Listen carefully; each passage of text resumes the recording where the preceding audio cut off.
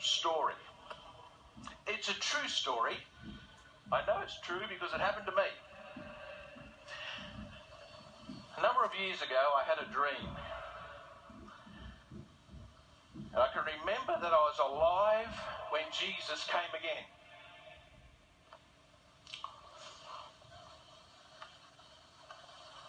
Not only was I alive, but in this dream I started going up towards Jesus. And we were going up towards heaven, we were zipping past the planets. And then it came time for Sabbath. And Jesus said, okay, let's stop. Let's rest over Sabbath. And what I remember is Jesus had a special meal for us on Sabbath. Now this was much better than just any lunch you'll get over in the convention centre. There were cherries and mangoes and grapes and passion fruit. Every wonderful food you could imagine was at this table that just stretched. I couldn't see the end of it. And I sat down at that table. And as I sat down at this table in my dream, I sat there and I looked at the people who were sitting next to me and opposite me. And right on this side here, there was a man, he had a very round face. And I said to him, what's your name? And he said, my name's Martin Luther. Really? Martin Luther? Whew. I've been to where you've nailed up the 95 Theses and all these different places. And tell me more, tell me some of your stories. And he was sharing them with me, and I'm sitting here in this dream and I'm just soaking in these stories from Martin Luther. Then I looked at the man on the other side of me. He had this fairly thin man. He had a big long beard. And I said, what's your name? And he said, I'm John Huss, your Huss. I said, yeah, not really. And I saw your movie on the Hope Channel. Tell me what it was like to have those fires lit beneath your feet and know you were going to die.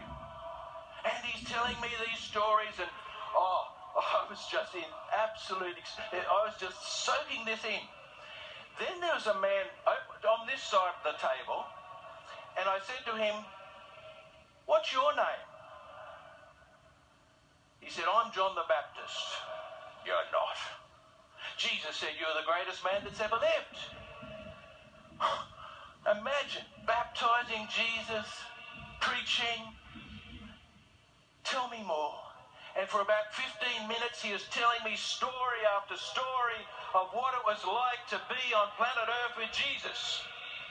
Then right opposite me was this insignificant, short, little red skin. And I said to him, well, what's your name? He said, I'm the Apostle Paul. I said, the Apostle Paul? Really? You're my favourite Bible author. Tell me more. And as Paul was telling me all these stories from the time of the spreading of the gospel, I was just so thrilled and excited, and I was getting into my grapes. I was just loving every second of it. Then the Apostle Paul stood to his feet. He said, what's your name? I said, I'm Neil Schofield. I knew that would mean nothing to him. And he stood up and he looked me right in the eye. And he said, Neil, you've heard all our stories here. What have you ever done for Jesus?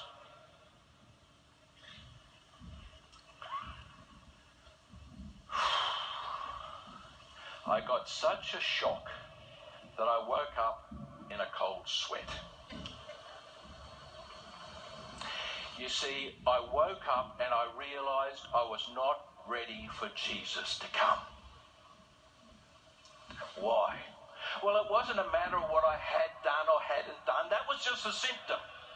The issue was this. For me, Jesus was just a segment of my life. For those men, Jesus was their life.